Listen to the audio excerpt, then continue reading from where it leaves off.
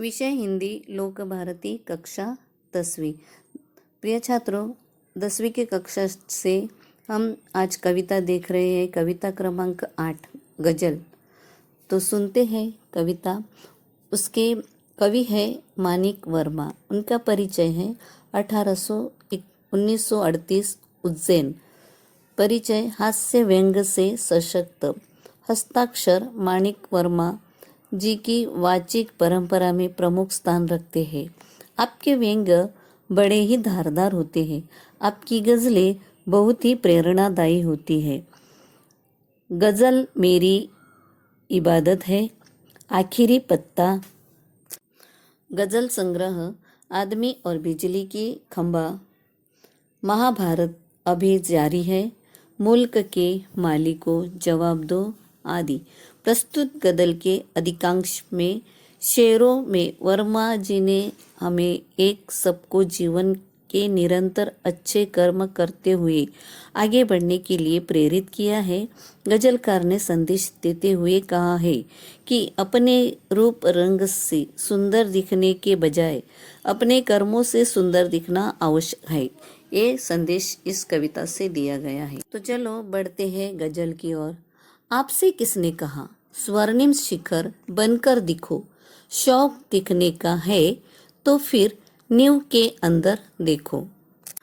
गजलकार कहते हैं कि व्यक्ति को सुनहरे रंग का शिखर बनकर दिखने की कुछ भी ज़रूरत नहीं है। व्यक्ति को दिखावे की क्या ज़रूरत, उसे तो अपने कर्म के द्वारा स्वयं अपनी पहचान बनानी चाहिए।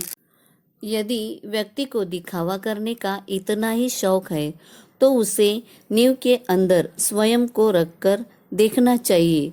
यानी व्यक्ति को शिखर पर सुनहरी चमक की भांति दीप्तिमान होने की बजाय नींव को मजबूत करने का कार्य करना चाहिए। व्यक्ति कर्म से ही पहचाना जाता है, दिखावे से नहीं।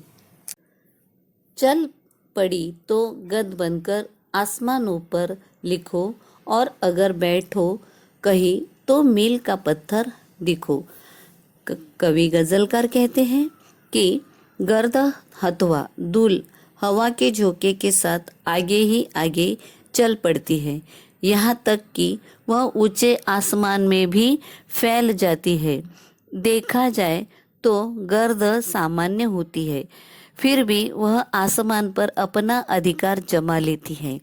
इंसान तो उससे महान होता है। अगर वह चाहे तो मील का पत्थर बनकर सभी के लिए पथ प्रदर्शक का कार्य कर सकता है। वह अपने अच्छे कार्यों से समाज के सामने एक मिसाल प्रस्थापित कर सकता है।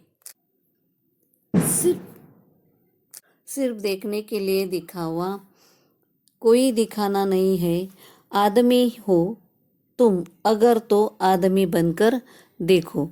गजलकार कहते हैं दूसरे हमारे रंग रूप को देखकर हमारी तारीफ करे, इसलिए अपने आप को दिखावे की वस्तु बनकर समाज के सामने प्रस्तुत होने से भी कई प्रकार की भलाई होती है।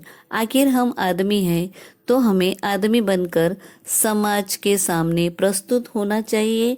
हमारे हृदय में जो आदरणीयता है सोई हुई है, उसे जगाकर सभी के कल्याण के लिए हमें आगे बढ़ना चाहिए। जिंदगी की शक्ल जिसमें टूटकर बिखरे नहीं, पत्थरों के शहर में वो आईना बनकर देखो।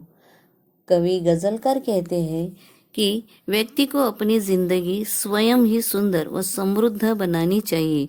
पत्थरों के इस शहर में यानी कठोर हृदय वाले लोगों की इन दुनिया में व्यक्ति को अपनी जिंदगी संवारनी होगी। उसे ऐसा आईना बनने की ज़रूरत है जिसमें वह अपनी जिंदगी रूपी सूरत को हमेशा तरोताज़ा व प्रसन्न रखा सकता है। शब्दार्थ शिखर चोटी, शौक पसंद, नींव आधारशिला, आईना दर्पण।